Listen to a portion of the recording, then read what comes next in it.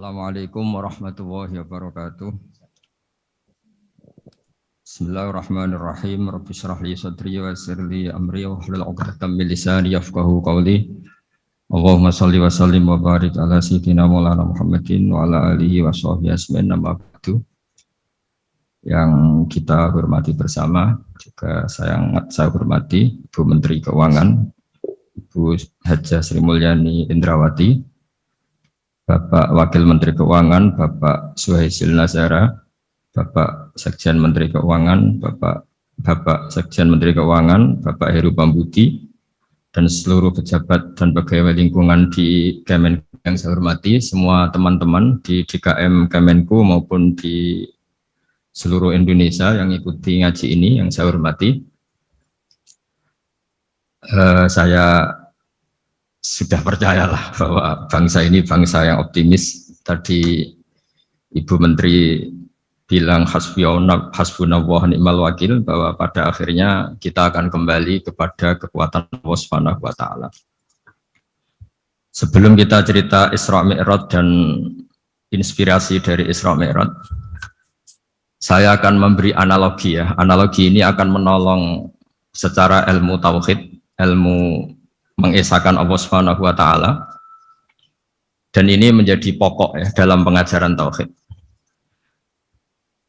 Ini mohon maaf kalau terpaksa saya ngaji model dulu lah, model pesantren ya.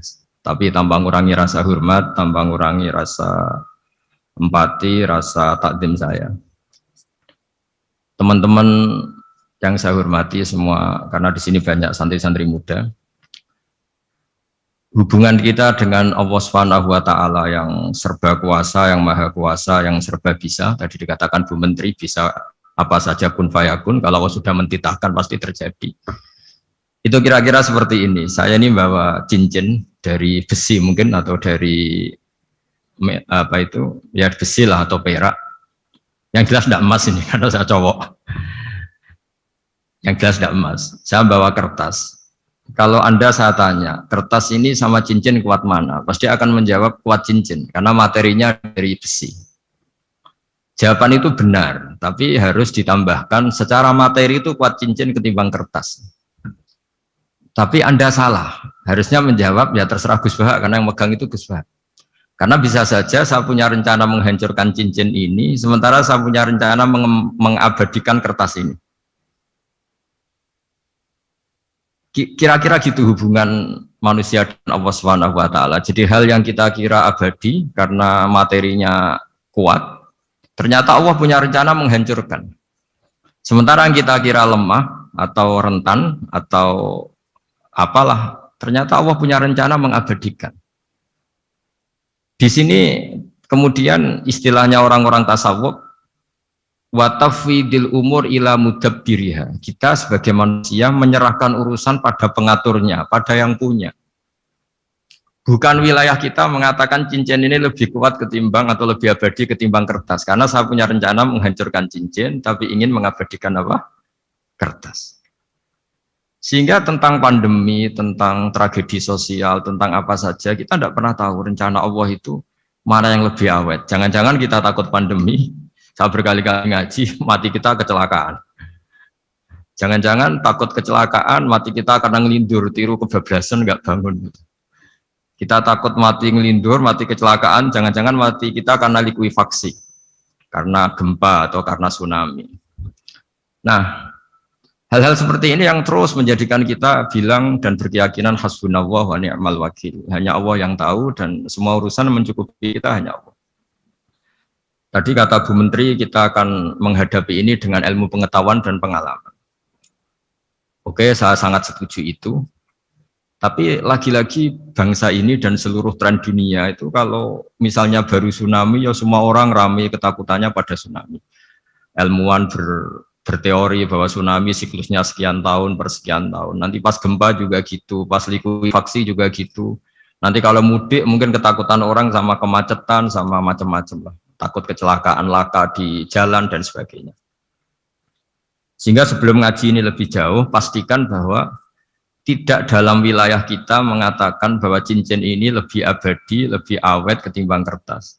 Tapi kita harus menjawab secara materi cincin itu lebih awet ketimbang kertas. Tapi secara hakikat ya terserah yang mengendalikan, terserah yang punya rencananya apa. Nah, di sini pentingnya ngaji. Karena dari ngaji itu kita akan kembali ke ma'rifatullah, ngerti Allah yang sebenarnya. Sebab itu di surat Isra disebut pada akhirnya ngaji itu apa? Subhanalladzi asra bi 'abdihi lailam minal masjidil haram ilal masjidil aqsa alladzi barakna haulahu. Tujuan akhirnya linuriyahu min ayatina. Bahwa Mi'raj itu hanya bagian kecil yang dingertikan kita betapa dahsyatnya kekuasaan Allah Subhanahu wa taala. Betapa tidak terbatasnya kemampuan dan kebisaan dan kudrahnya Allah Subhanahu wa taala. Makanya masih dikatakan min ayatina, itu masih sebagian kecil dari ayat-ayatku kata Allah. Lalu dalam surat Kahfi diterangkan, ketika orang kagum dengan Ashabul Kahfi yang bisa hidup tidur dalam keadaan hidup 309 tahun atau Masehinya 300 tahun, kalau Hijriahnya 309 tahun. Itu mungkin kalau kita ilmuwan, ahli baksil ya, atau ahli apalah, itu mungkin lebih kagum tentang nyamuk. Saya berkali-kali bilang, andaikan kita sepakar-pakarnya, terus disuruh bikin nyamuk itu, nggak usah bikin nyata hidup, bikin patungnya saja. Nyamuk itu sekecil itu, kemudian punya jantung, jantungnya punya urat, uratnya punya kuman, kumannya juga punya urat. Bayangkan saja sudah tidak bisa. Sehingga ketika orang tak kagum sama Ashabul Kahfi, kata Allah, am hasibta anna ashabal kahfi warraqi kanu min ayatina ajaba. Apa kamu kagum tentang Ashabul Kahfi dan batu-batu yang dipahat di situ? Bukankah dalam kekuasaan kami ada yang selalu menakjubkan? Artinya, andaikan kita ilmuwan tentang embriologi, tentang hewan, tentang kuman, mungkin cerita tentang nyamuk itu lebih dahsyat ketimbang tidurnya Ashabul Kahfi yang 309 tahun. Karena kemampuan Allah menciptakan nyamuk yang kecil, sangat kecil, super kecil, kemudian kecil itu ya punya jantung tentu lebih kecil lagi, belum uratnya jantung itu, belum nyamuk juga di dalamnya menyimpan calon-calon keturunannya, kayak apa kecilnya lagi. Nah, di sini Allah mengingatkan kita, innallaha la yastahi ayyadriba matsalam ma ba'udatan fama fawqaha. Allah tidak pernah malu jika dalam menunjukkan kekuasaannya Allah memberi contoh seekor nyamuk. Karena nyamuk ini andaikan kita, tadi saya ulang lagi, andaikan kita ilmuwan yang nekuni itu, strukturnya bisa melihat, bisa nyari pasangan hidupnya, dan bisa hamil, bisa melahirkan, atau bisa menelur dan sebagainya, maka kita akan kagum sekagum-kagumnya betapa kita di depan kekuasaan Allah Subhanahu wa taala tidak siapa-siapa, dan akhirnya kita ikrar-ikrarnya asyhadu alla ilaha illallah, bahwa tidak ada kekuasaan selain kekuasaan Allah Subhanahu wa taala. Lalu kenapa nyamuk itu tidak menjadi perhatian publik? Ternyata kita dibodohkan oleh kepentingan kita sendiri. Karena dari awal kita menganggap nyamuk itu problem, penyakit.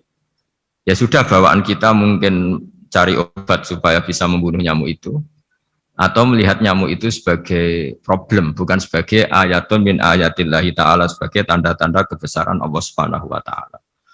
Sehingga akhirnya manusia itu butuh yang namanya mukjizat dahsyat yang mudah dilihat, mudah dirasakan. Akhirnya kita tahu dalam sejarah para nabi, Nabi Musa minta mukjizat Laut Merah dibelah sehingga bangsa Israel bisa melewati kejaran Fir'aun dan sampai selamat dari kejaran Fir'aun. Nabi Soleh umatnya minta keajaiban, yaitu onta keluar dari batu besar. Dan Nabi Soleh menuruti, akhirnya ada unta yang keluar dari batu besar. Begitu juga nabi-nabi sebelum itu atau setelah itu, selalu ada mukjizat yang memang manusia tidak mampu. Nah, kata tidak mampu ini yang semua umat para nabi tidak akan seunggul umat Nabi Muhammad SAW. Karena kita sebagai umat Rasulullah SAW untuk merasa tidak mampu itu tidak harus hal-hal seperti membelah laut, tidak harus hal-hal seperti onta keluar dari batu, tidak harus hal-hal yang dahsyat kayak tongkat Nabi Musa menjadi ular besar yang menelan semua sihir-sihirnya Fir'aun. Kita sebagai umatnya Nabi selalu tiap hari bilang innallaha ala kulli syai'in qadir, hanya Allah yang mampu. Allah mampu atas segala hal. Melihat nyamuk kita iman, melihat hal-hal kecil. Karena kita ketika melihat nyamuk itu mesti kita itu kok hebat nyamuk, tanpa rapat, tanpa ada gaji dari Kemenku bisa populasinya dijaga. Padahal musuhnya banyak. Musuhnya nyamuk itu umat manusia yang katanya makhluk paling cerdas di dunia. Tapi tidak juga bisa menghabisi nyamuk. Mungkin mereka juga terus untuk menjaga ketahanan populasinya. Jadi, andai kan kita pakai ayat tadi, innallaha la yastahi ayyadriba masalam ma ba'udah. Allah itu tidak pernah malu untuk menunjukkan kekuasaannya. Cukup misalnya kita belajar tentang nyamuk. Sudah sekecil itu punya mata, matanya punya saraf, punya urat. Terus kecil apa? Begitu nyamuk sendiri punya kuman. Kalau nyamuk sendiri kecil, terus kumannya sekecil apa? Terus organ tubuhnya seberapa? Ini sudah kedahsyatan yang luar biasa yang menjadikan kita iman. Innallaha ala kulli syai'in qadir. Allah sendiri yang maha kuasa. Sehingga kembali ke tadi, peristiwa Mi'raj yang super dahsyat pun kata Allah masih dikatakan linuriyahu min ayatina. Hanya untuk menunjukkan sebagian dari ayat-ayatku, bukan mewakili semua ayat-ayat kekuasaan Allah Ta'ala. Tapi sebagian, min itu tab'id sebagian. Lalu sebelum kita jauh belajar, kita sendiri juga, saya sendiri masih belajar. Kehebatan Rasulullah SAW, Nabi akhir zaman, kenapa hebat? Itu diantaranya adalah karena mukjizat tongkat itu pada akhirnya diletakkan di museum. Orang melihat, terus gaya-gayanan kuat ke Turki, atau bisa melihat langsung di museum. Dan setelah melihat, kadang-kadang kita ragu, masa tongkat ini betul itu. Kalau setelah misalnya yakin, bisa dipakai lagi enggak ya? Jadi hal-hal yang mengundang pertanyaan sekaligus keraguan. Beda dengan ajaran Rasulullah Muhammad SAW. Ketika Nabi cerita betapa kekuasaan Allah itu super dahsyat, buktinya ya nyamuk tadi. Kayak apa susahnya bikin nyamuk? Sudah kecil, punya organ tubuh tentu lebih kecil, punya urat lebih kecil lagi, punya kuman yang lebih kecil lagi, dan kuman itu juga punya organ tubuh lebih kecil lagi.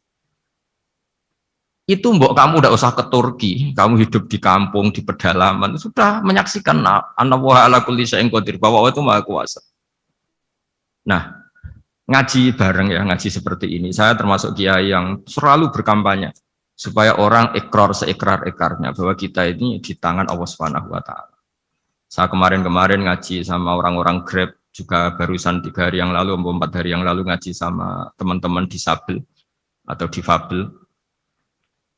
Karena mereka kalau dibahasakan disabel nggak mau, tapi komunitas internasional minta dis pakai bahasa S, tapi kita di Indonesia pakai difabel. Akhirnya kita tahu, ternyata orang yang kita kira menderita karena fisiknya, ternyata kadang lebih bahagia. Karena Allah bisa mengalihkan pikiran untuk positif. Saya berkali-kali guyon di depan para tamu. Saya pernah punya tamu itu perempuan nggak cantik miskin lagi. Ini nyata ini, Gus doakan supaya suami saya kaya. Terus saya bilang, memangnya kalau sudah kaya ngapain itu? Ya paling tidak rumah saya diganti, mobil saya diganti. Tapi nanti akhirnya evaluasi Anda juga ingin diganti. Gitu. Karena setelah rumahnya mewah, pakai mobil mewah, pasti yang dievaluasi bukan rumah dan mobil, tapi Anda. Kok nggak pas ya, wajah gini di rumah saya gitu. Kok nggak pas wajah gini di mobil mewah. Akhirnya ibu-ibu tadi sudah aku nggak jadi. Jadi mungkin barokahnya pandemi itu nanti Ibu Menteri itu jadi kelihatan hebat karena ada pandemi kok Indonesia bertahan itu. Tapi kalau nggak ada pandemi kan ya biasa aja, memang normal. Gitu. Kiai juga gitu, diuji santri yang kadang beling, umat yang nggak jelas. Itu memang ujiannya. Kalau nggak ada ujian ya nggak keren. Gitu. Kayak ya biasa aja lah kita adepin, ya kita tadi kata Bu Menteri ya kita ikhtiar dan berdoa. Lalu saya ulang lagi, jadi logika itu bisa pakai analogi. Analoginya tadi, salah Anda kalau mengatakan cincin ini lebih kuat ketimbang kertas. Yang benar adalah secara materi ini lebih kuat ketimbang kertas. Tapi soal nanti kekuatannya sampai kapan terserah yang punya. Bisa saja saya punya rencana, besok ini saya luluhkan, saya hancurkan, yang ini saya simpan. Kayak apa dulu dinosaurus itu kuatnya kayak apa? Habis. Ayam yang selemah itu sampai sekarang masih. Karena Allah menghendaki dinosaurus diakhiri, sementara ayam tidak. Kayak apa nyamuk itu, yang musuhnya orang seluruh dunia. Ditemukan apa, mulai begon apa, tapi sampai sekarang bertahan. Apa kita perlu konsultasi sama nyamuk gimana ini kok bisa bertahan, resepnya apa gitu. Karena Allah menghendaki itu disisakan masih. Nah, kemudian kenapa ada peristiwa Isra Mi'raj? Saya termasuk orang yang sering menulis tentang fikih sholat, tapi nulis saya untuk diri saya sendiri tak pakai ngaji. Tidak saya bukukan, memang saya sengaja karena ribet biasanya penerbit itu, terus bicara royalti apa, kita kan mulai kecil dilatih ikhlas, jadi kalau komersial itu jadi bingung karena tidak biasa komersial, jadi kalau diajak komersial itu malah jadi bingung. Nabi ketika Mi'raj ini yang jarang dikaji, sebetulnya kalimat-kalimat dalam sholat pertama Rasulullah Muhammad SAW ketemu Allah itu Nabi maju ini Jibril sebenarnya mau ikut. Karena Nabi bilang, ya Jibril jangan tinggalkan saya sendiri. Terus kata malaikat Jibril, sudah makam saya sampai sini, kelas saya sampai sini aja. Enggak, kamu harus nemani saya. Ketika memaksa nemanin, beliau tidak kuat. Di beberapa rawat jelaskan sampai beliau pingsan, sampai beliau tidak sadar. Akhirnya terus ada ayat, wa ma minna illa lahu maqamun ma'lum. Kita punya kelas tertentu yang enggak levelnya sampai sana. Akhirnya Nabi masuk wilayah itu, area itu, dan Nabi ngendikan at-tahiyatul mubarakatus sholawatut thayyibatulillah. Kira-kira maknanya semua kehormatan, semua kebaikan, semua yang bersembah suci itu milik Allah Ta'ala. Lalu Allah menjawab, assalamu alayka ayyuhan nabiyyu wa rahmatullahi wa barakatuh. Bahwa kamu Muhammad mendapat salam dari saya, mendapat semua kehormatan, semua keselamatan. Kemudian Nabi itu karena sebagai hamba yang tidak egois, tidak ingin kalau nikmat dirasakan sendiri, tidak ingin kalau sedang senang beliau sendiri yang merasakan, beliau ngendikan assalamu alayna wa ala ibadillahi sholihin. Ya Allah tolong bahwa status selamat itu tidak hanya milik saya, tapi milik siapa saja yang soleh. Soleh itu ya sesuai kelas masing-masing. Setelah itu para malaikat melihat kebaikan Nabi yang seperti ini, melihat mentalnya atau keinginannya yang luar biasa untuk baik kepada semua orang, wa ala ibadillahi sholihin. Terus malaikat saat itu rame-rame bersaksi asyhadu alla ilaha illallah wa asyhadu anna muhammadar rasulullah. Catatannya apa di sini? Bahwa ternyata kesaksian tentang syahadat itu dimulai rasa tidak egois. Merasa bahwa rahmat ini harus dirasakan semua orang. Wa ma arsalnaka illa rahmatan lil alamin. Jadi rahmat ini harus dirasakan banyak orang. Kita tahu misalnya Islam melarang narkoba misalnya.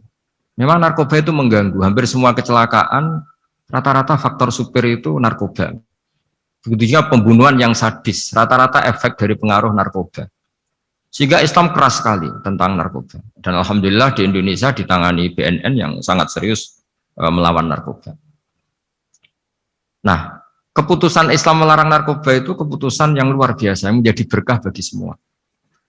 Begitu juga keputusan Islam tentang melarang zina, melarang perbudakan, melarang penipuan. Dan Islam mendukung misalnya gerakan nikah, gerakan adil, gerakan keseimbangan dan kemanusiaan. Sehingga agama ini akan dinikmati siapa saja, karena ajarannya.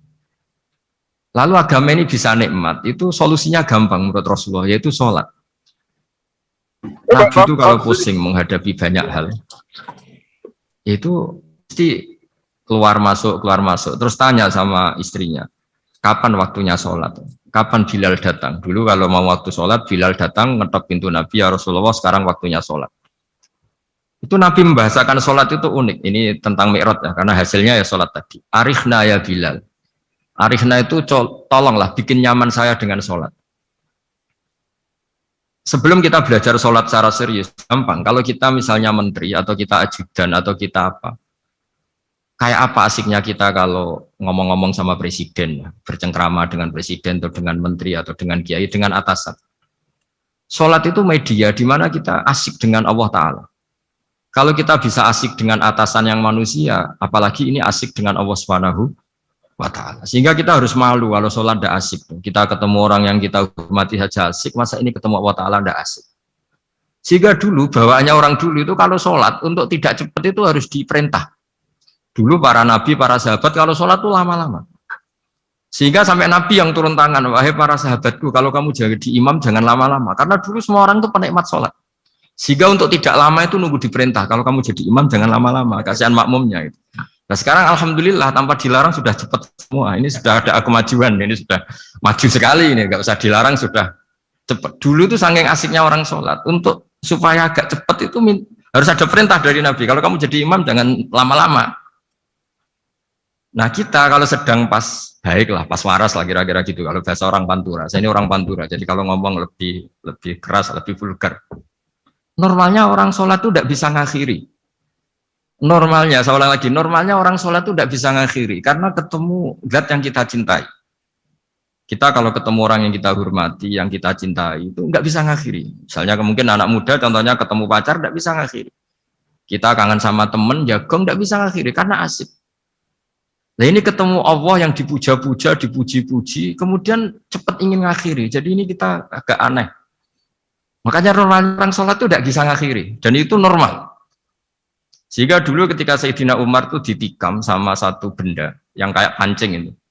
Panah itu kan kayak pancing ya, jadi kalau masuk cepat tapi nariknya susah karena ada grendelnya. Itu tiap ditarik sakit, tiap ditarik sakit. Dan beliau bilang nanti setelah saya sholat tarik. Beliau sholat nyaman, ditarik itu nggak gerak sama sekali karena dia sudah istighraq billah. Sudah nyaman dengan Allah sehingga ditarik itu nggak kerasa. Dulu di daerah sini masih keluarga kita lah, masih keluarga kita semua. Ada seorang wali jadi imam masjid. Itu di PHK sama takmirnya karena ketika sujud dia asik terus lama sekali. Sampai 30 menit. Sampai santrinya bilang, "Mbah, sampun, Mbah, sampun." Setelah itu rapat dihentikan. Ditanya, "Kenapa Mbah sujud begitu?" Saya tidak bisa mengakhiri orang nikmati sujud kemudian ingin berhenti. Nah, Sayyid Ali Zainal Abidin yang populer, cucunya Rasulullah SAW, anaknya Sayyid Husain, putranya Sayyid Husain. Itu bapak saya kalau cerita, beliau itu sebetulnya sholat itu hanya ingin 2 rakaat. Setelah sholat 2 rakaat, ya Allah sebagai hadiah nikmat saya sholat 2 rakaat karena asik dengan engkau, saya akan syukur lagi sholat 2 rakaat. Akhirnya ketika nikmati sholat, dia sholat lagi 2 rakaat sampai akhirnya 1000 rakaat. Itu tanpa rasa capek, karena merasa keasikan. Masa momen seasik ini kemudian saya tinggalkan ya Allah. Akhirnya sholat lagi. Sehingga ada seorang wali ditanya, "Kamu ingin masuk surga?" Tanya, "Di surga ada sholat enggak?" Enggak ada katanya. Wah kalau enggak ada sholat, saya enggak masuk surga. Terus dibilang, "Ya sholat aja." Terus dia mau masuk surga. Kalau kita akan kebalikan, kita ini masuk surga itu sebetulnya kita ngawur sekali. Ngawurnya adalah, "Hore masuk surga, tidak ada sholat lagi, tidak ada puasa lagi." Jadi ini kan kita ini jadi makhluk yang aneh. Jadi kita ini masuk surga senang karena sudah ada kewajiban apa? Sholat. Jadi ini agak aneh. Sesuatu yang menjadikan kita masuk surga, tapi sesuatu yang kita benci setelah masuk surga. Asiklah di surga karena tidak ada sholat. Nah, apapun kondisi kita harus latihan kita entah seberapa kadarnya ingin niru Rasulullah SAW ketika ngendikan wa qurratu aini fi sholat, nyamanku hatiku tentram kalau saya pas sholat. Sehingga tadi sudah saya katakan tadi, dulu itu untuk menghentikan sholat itu susah, sampai Rasulullah sendiri yang merintahkan, "Hei para imam kalau sholat jangan lama-lama." Kalau sekarang, andai kan Nabi hidup di zaman sekarang pasti tidak ada pengumuman itu. Karena semuanya sudah cepat, malah super kilat itu. Ada yang terawih 20 rakaat hanya berapa? 8 menit dulu. Itu kan 7 menit. Nah kalau sampean tanya saya, kenapa sholat begitu asik? Yaitu tadi kita diajari analogi. Analogi itu ya kias. Jika kita bisa asik ngomong sama orang yang kita cintai, bisa orang tua, bisa anak, bisa cucu, itu rasanya mengakhiri itu nggak bisa. Karena bawaannya asik. Gitu. Apalagi ini kita munajat, bercengkrama dengan zat yang kita butuhkan sebelum kita ada, sampai setelah kita ada, sampai setelah kita tidak ada. Kita semua akan hasbunallah wa ni'mal wakil. Sehingga dulu bawaannya orang dulu itu, saya cerita sedikit, ada orang mau meninggal, namanya Umar bin Abdul Aziz, itu Khomisul Khulafa, orang yang terkenal adil. Ketika mau meninggal, senangnya bukan main. Ditanya, kenapa engkau senang? Memangnya kalau saya mati mau kemana? Ketika saya hidup dengan segala nikmat itu ya karena Allah Ta'ala. Saya nanti mati ke zat yang sama. Dikelola oleh zat yang sama, yaitu Ar-Rahman Rahim. Dulu saya disayangi Allah, paling setelah mati juga disayangi Allah. Karena yang jadi Tuhan setelah mati, Tuhan yang sama ketika di dunia, yaitu Rahman Rahim. Cerita legenda yang lebih dasar dari itu, masyhur itu Jalaluddin Ar-Rumi. Ketika dia mau meninggal, semua muridnya nangis, beliau marah. Kenapa kamu menangis? Ya karena guru mau meninggal. Kamu itu ngawur sekali. Saya ini sudah lama menunggu hari seperti ini, bisa ketemu zat yang saya cintai, malah kamu menangis. Ayo kamu nari sebagai pesta kematian saya. Tapi ini nggak bisa ditiru ya, karena kalau kita niru, nggak usah dilarang juga nggak bisa niru kayak gitu. Cuma saya maklumatkan jangan ditiru, meskipun nggak usah dilarang juga nggak akan bisa niru. Sehingga orang-orang dulu itu bawaan kalau mau kabundut itu ya asik. Rasulullah Shallallahu Alaihi Wasallam ketika mau wafat, intaqala ila rafiqil a'la, itu ditanya sama istri-istrinya, lalu engkau mau kemana? Kata Nabi, sebelum sekian hari, beliau setiap khutbah ngendikan, ini ada hamba yang disuruh milih Allah antara di dunia dan bertemu Allah. Kalau kamu jadi hamba itu milih mana? Di dunia yang penuh problem ini, apa milih ketemu Allah yang Rahman Rahim? Yang hubungannya dengan kamu itu ngasih dan ngasih. Kamu nggak mungkin kan hubungan dengan Allah memberi, kamu bisa apa? Kita hubungan dengan Allah pasti hanya mendapat. Dikasih nyawa, dikasih oksigen, dikasih bumi tidak bayar, dikasih air juga tidak bayar.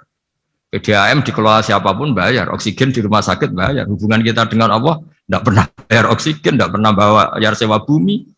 Punya kolam renang laut seluas itu ya tidak pernah bayar. Udah gitu kolam renangnya menghasilkan ikan. Kalau kita kan semuanya utang jasa sama Allah, dan reputasi Allah itu dengan kita hanya memberi, tidak pernah meminta. Akhirnya hubungan-hubungan inilah yang menjadikan terus semua sahabat jawab, ya kalau kita jadi hamba itu pasti milih Allah lah.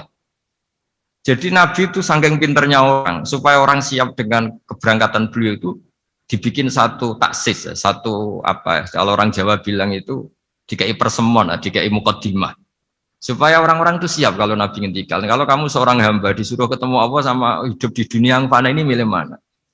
Ya milih ketemu Allah. Ketika akhirnya Rasulullah wafat, ternyata orang itu adalah Rasulullah. Ya akhirnya sahabat bilang, ya iyalah masa dengan kita sama Allah milih ketemu kita, pasti milih ketemu Allah. Nah, sholat itu mi'rajul mukmin, sholat itu adalah cara seperti itu. Kita manja dengan Allah meskipun dengan segala problem, ketika i'tidal kita tetap memaklumatkan Rabbana lakal hamdu mil'us samawati wa mil'ul ardi wa mil'u ma syi'ta min syai'in ba'du.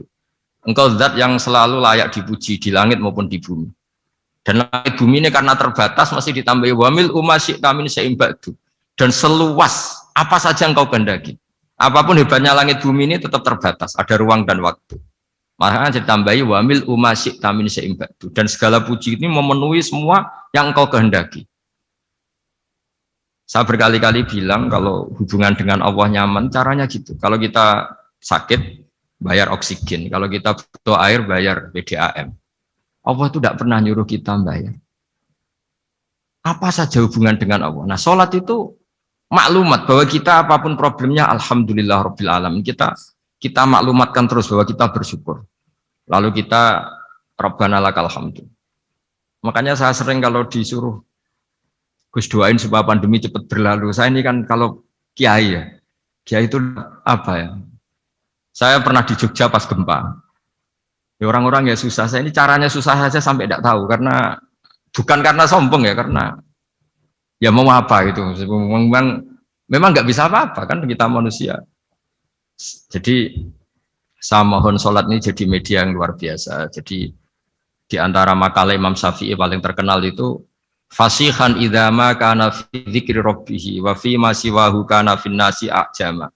Orang baik itu orang yang fasih. Fasih itu lantang dan cerdas dan vulgar dan nyaman ketika ngomong tentang Allah. Sholat itu semua hubungan kita ngomong dengan Allah. Misalnya kabira walhamdulillah katsira. Hanya engkau yang maha besar ya Allah. Orang yang katanya terkuat di dunia karena presiden superpower misalnya. Nyatanya waya mati ya mati. Kalau nggak makan lemes. Jadi orang kita sadar.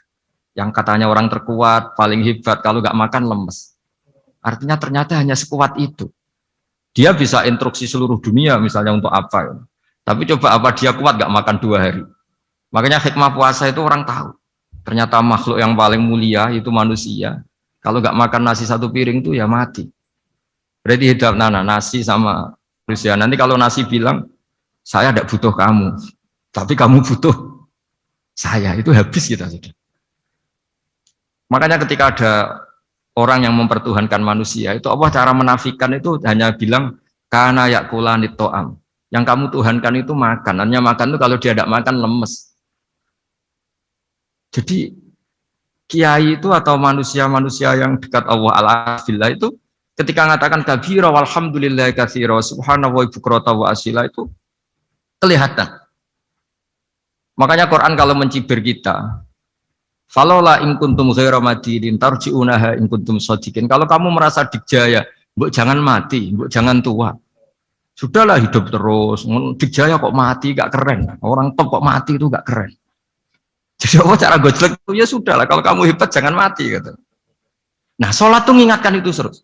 Sampai kita bilang inna sholati wa nusuki wa mahyaya wa mamati lillahi rabbil alamin. Gusti, saat ini saya ikrarkan hidupku, matiku semuanya terserah engkau.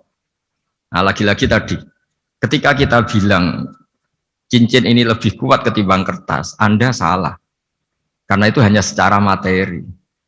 Kuat tidaknya terserah yang mengendalikan. Karena saya punya rencana menghancurkan cincin ini, besok mau saya lebur, sementara saya mau mengabadikan kertas ini.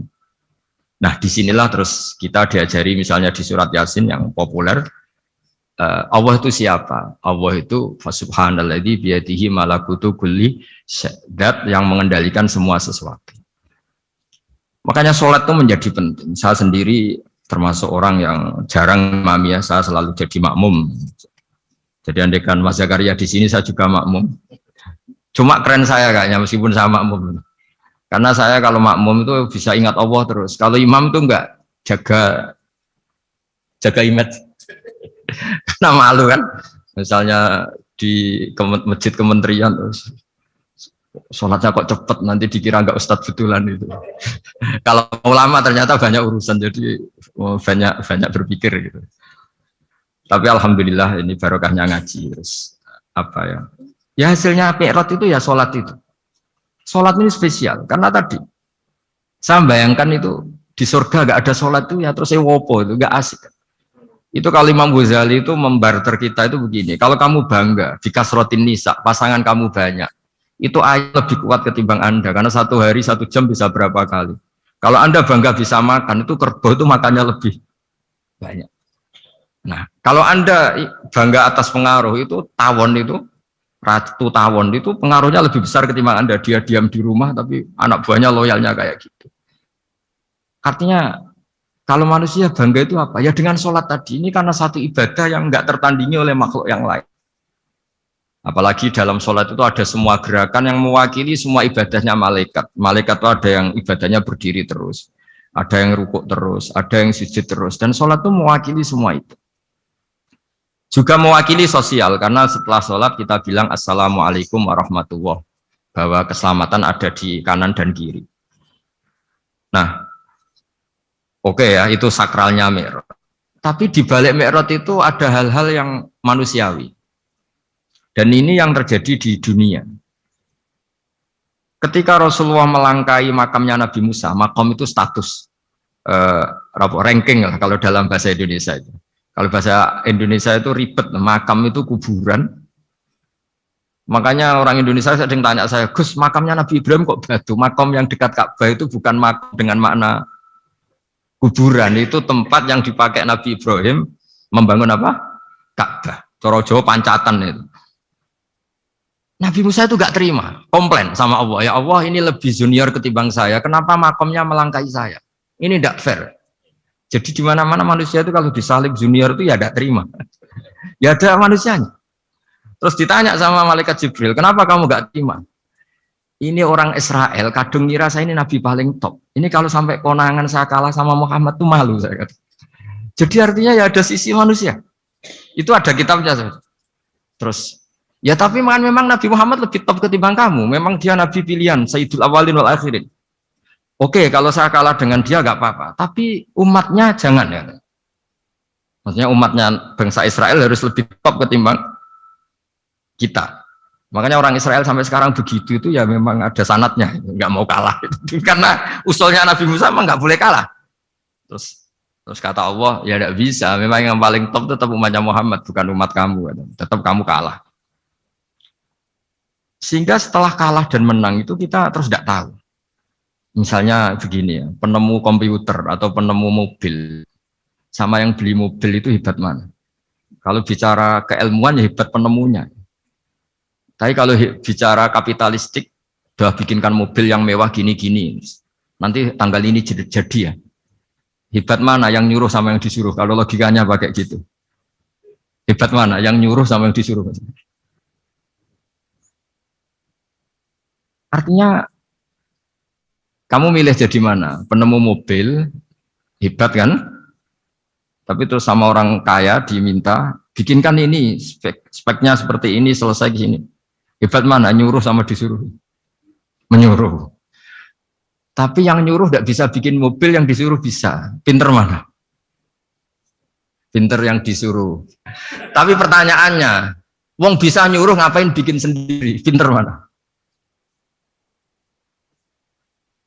Ini mohon maaf karena di sini banyak orang nggak jelas-jelas juga. Artinya terus subjektivitas manusia ini tetap ada gitu. Kalau bisa beli ngapain bikin gitu. Tapi kalau bisa bikin ngapain beli. Nah mungkin perdebatan di kementerian atau di yayasan atau di kampung-kampung atau di apa mesti begitu. Dan itu di Mi'raj juga digambarkan. Digambarkan bahwa antar nabi ini ya ada kompetisi. Wa fi dzalika falyatanafasil mutanafisun. Tapi bedanya nabi dengan kita itu satu. Nabi itu kalau keliru dengan tanda petik, nabi itu kalau keliru itu jadi berkah. Itu bedanya kita. Kalau kita keliru kan keliru betul. Kalau nabi itu tidak, kelirunya itu jadi berkah. Ini saya punya dua contoh kalau boleh dibahasakan ya, kekeliruan nabi atau dengan tanda kutip kekeliruan nabi. Tapi saya ulang lagi dengan tanda kutip. Nabi Musa itu ketika Nabi Muhammad ditanya, kenapa kamu dipanggil jauh-jauh? Disuruh sholat 50 rakaat. Nabi Ibrahim nggak komplain karena beliau nabi yang baik. Semua nabi nggak komplain kecuali Nabi Musa. Kata Nabi Musa, jangan Muhammad, kebanyakan itu. Bilang ke Allah supaya diskon. Gitu. Nabi kembali sama Allah, ya sudah tak kurangi 5. Turun lagi masih berapa? 45, masih kurang. Itu sampai 9 kali. Akhirnya terkurangi berapa? 45 rakaat. Itu Nabi Musa masih bilang, udah minta lagi keringanan. Itu kalau diruti nggak jadi sholat kan, kalau satu lagi kan masih terus hilang itu kewajiban sholat. Nah, Nabi Musa sebetulnya itu bukan karena kasihan kita, bukan dia nggak empati dengan kita, beliau udah empati sama kita, tapi gara-gara Muhammad, umatku yang lebih kuat, lebih ganteng aja nggak mampu melakukan sholat 50 rakaat, apalagi umatmu. Dia memang orang Israel kan ganteng-ganteng, kuat-kuat, jadi dia pede. Umatku yang lebih keren, lebih ganteng saja gak kuat, apalagi umatmu. Jadi sebetulnya dia minta keringanan itu karena corong Jawa ngeprekno kita, menyepelekan kita bahwa makanya saya ingin memberitahu Nabi Musa kalau ada umatnya Rasulullah yang namanya Sayyid Ali Zainal Abidin yang satu hari sholat 1000 rakaat. Jadi nanti kalau ketemu Nabi Musa, ini 50 aja, ini kuatnya malah 1000. Nah akhirnya tapi barokahnya Nabi Musa yang sentimen ini, sholat gak jadi 50 tapi 5. Itu bedanya Nabi sama kita. Ada contoh yang lebih ekstrim, kelirunya Nabi itu Nabi Yunus. Nabi Yunus, tapi keliru yang barokah, saya ulang lagi. Nabi Yunus itu memaklumatkan ke masyarakatnya, nanti itu kalau kamu tidak nurut sama saya ada azab. Anggap saja azab itu hari Kamis. Besok hari apa ini? Besok hari Kamis ya? Besok hari apa? Lupa hari itu. Rebu apa Kamis? Besok. Lupa hari. Kata Nabi Yunus, 3 hari lagi akan ada azab. Tapi kurang 2 hari, kurang sehari umatnya masih dalam kemungkaran, dalam kemaksiatan, masih hura-hura. Akhirnya Nabi Yunus bilang, sudah ini tinggal sehari itu mangko ada azab. Tapi mereka tetap hura-hura. Akhirnya Nabi Yunus itu, coro Jawa itu minggat. Memang bahasa Arabnya abako. Abako itu pergi yang tidak pamit. Itu kalau kamu cari di kamus, abako itu maknanya itu minggat, pergi yang tidak pamit. Sama Allah dibahasakan abako. Oh, wong ra bener kabeh, udahlah tak tinggalkan. Setelah ditinggalkan, Nabi Musa disalahkan sama Allah. Kamu itu Nabi tidak diperintah hijrah kok. Hijrah. Syaratnya Nabi kan mengambil keputusan apa saja berdasar wahyu.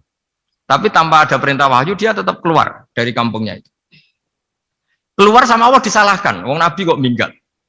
Akhirnya ketika dia di kapal, di perahu itu, dulu itu ada mitos, kalau ada perahu mau tenggelam pasti ada yang minggat, diundi. Sampai 3 kali yang keluar dia, akhirnya tahu diri nyemplung. Nyemplung terus ditelan ikan nun. Pokoknya ikan besar lah. Diberi sanksi sama Allah, karena dia Nabi kok melanggar, diberi sanksi ditelan ikan nun. Telan ikan nun karena beliau seorang Nabi, perutnya ikan itu jadi masjid, dia baca tasbih terus. Tapi barokahnya dia minggat tadi, asbako. Akhirnya 1 hari itu mau ada azab besar itu orang-orang nginceng rumahnya dia. Diinceng. Kalau betul ada azab, pasti orang ini lari. Masa ada azab dia di sini? Diinceng ternyata gak ada. Wah berarti bener ini ada azab. Buktinya dia gak ada. Katanya. Jadi unik. Akhirnya dicinceng gak ada terus dia, wah berarti ada azab betul. Hari itu masyarakatnya tobat semua karena, ini ada azab betul. Buktinya Nabi Yunus sudah lari, berarti dia ada ingin kena. Padahal dia lari itu karena mangkel punya umat yang gak nurut tadi. Wah sudah. Setelah sekian hari dia cari-cari kabar. Umatku itu kena azab enggak? Ternyata berita yang masuk dulu udah ada medsos, udah ada WA. Dulu itu enggak ada itu. Dengar kabar kalau umatnya tuh enggak kena azab karena 1 hari sebelum ada azab tobat semua. Terus dia enggak berani pulang. Karena ada hukum sosial di sana, kalau ada orang bohong hukumnya dibunuh. Berarti terus beliau berpikir, saya tidak bohong katanya ada azab kok. Masyarakat saya baik-baik saja. Waktunya setiap ketemu kaumnya dia lari karena takut dibunuh. Ternyata kaumnya sudah iman semua, mau ngejar dia dijadikan imam. Akhirnya, oh iya ya. Jadi itu bedanya Nabi sama ndak. Jadi Nabi itu kalau keliru, kelirunya itu barokah. Makanya kita tidak usah ikut keliru, karena keliru kita ini pasti tidak barokah. Itu musibah itu. Jadi dulu ceritanya Anteng juga gitu. Yang namanya istri 2 itu kan cemburu. Pertama Nabi Ibrahim punya istri namanya Sarah. Terus lama-lama karena belum punya anak, terus sama Sarah sendiri yang nyuruh supaya nikahi Hajar. Setelah punya anak cemburu. Kata Sarah, pokoknya saya nggak terima kalau kamu nggak ngelukai Hajar. Mulai dulu lelaki itu sudah pinter ngotak-ngatik. Kalau dilukai pipinya nanti tidak cantik. Apa ya? Yang penting ngelukai tapi tetap cantik. Terus ada anting itu. Anting itu dulu ceritanya itu dilukai tapi tambah cantik. Nabi Ibrahim akhirnya melukai. Seneng Sarah karena sudah dilukai. Ternyata barokahnya dilukai itu jadi anting yang mempercantik perempuan. Padahal melukai istri itu kan tidak boleh. Tapi ini Nabi, ada saja cara yang dipilihkan Allah untuk ya tadi keliru saja barokah. Itu bedanya Nabi sama kita. Makanya disebut mimbabi hasanatil abrar sayyatul muqarrabin. Jadi Nabi sama seperti Nabi Adam. Nabi Adam itu dilarang Allah nggak boleh makan khuldi. Akhirnya makan terus harus hidup di dunia terus jadi dunia seperti ini. Tapi itu menjadikan harapan seluruh dunia bahwa Allah itu maha baik. Ketika ada yang diberi sanksi, tetap diminta tobat dan dianjurkan tobat. Dan Allah berjanji setiap yang tobat pasti diterima. Sehingga terus kita sampai sekarang nggak pernah putus asa karena sudah diberi contoh bahwa bapak kita yang pernah salah dijanjikan tobat dan Allah pasti menerima tobat itu. Jadi ini bedanya kita dengan Nabi. Jadi semoga lewat apa pengajian ini atau ngaji bareng ini kita tahu kalau kita ahli astronomi atau ahli meteorik mungkin takut kita kejatuhan meteor, kalau ahli gempa mungkin takut lempengan kita gini terus gempa, kalau ahli tsunami takutnya tsunami, kalau ahli sosial takut chaos, mungkin yang ahli perbankan takut ras. Jadi kalau nuruti takut ya takut lah, tapi cobalah kita iman lagi. Tadi kata Bu Menteri sudahlah punya hasbunallah wa ni'mal wakil, ya sudah, Indonesia pasti akan baik-baik saja dan kita akan selalu berharap dengan kecerdasan, dengan ikhtiar. Tapi kita akan selalu berdoa kepada Allah Subhanahu wa taala. Saya kira demikian dan mohon maaf, monggo berdoa bareng-bareng. Al-Fatihah. Bismillahirrahmanirrahim.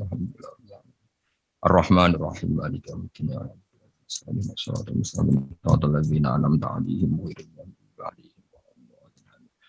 Bismillahirrahmanirrahim. Nahmaduka ya wali wa hamidu wa salli wa sallim wa barik ala sayyidina Muhammad wa ala alihi wa barik wa sallam asma'in. Wa salli ala anbiya'ika rusulika asma'in. Allahumma ij'alna ya wa ahla baldatina aminina mutma'innina alladziina la khaufun 'alaihim wa la hum yahzanun. Waj'alna salimin wa ghanimin mu'afin min kulli bala'in dunyal akhirah. Waj'al ya Allah salamatana salamatan yusla biha kitabukal karim. Wa salamatan ya Allah nazkuruka katsiran fi sholatina wa siyamina ya Allah. Wa taj'alana ya Allah mimman ya'buduka mimman yarjuka mimman yakhafuk. Allahumma ya ij'al hadhil baldatan thayyibatan mubarakah baldatun thayyibatun wa rabbun ghafur bi haqqi tatabi alaika wa na'maika ya Allah wa nahnu nasku ilaika ya Allah du'fana ya Allah wa qillata hilatina fa adrikna ya Allah daiman wa fi kulli hal bi alaika wa na'maika hatta nakuna ya wa salimin mu'afin min kulli bala'id dunyal akhirah. Rabbana atina fid dunya hasanah fil akhirati hasanah wa qina adzabannar. Sallallahu alaihi wasallam Muhammad sallallahu alaihi wasallam. Subhana rabbika rabbil izzati amma yasifun. Alhamdulillah.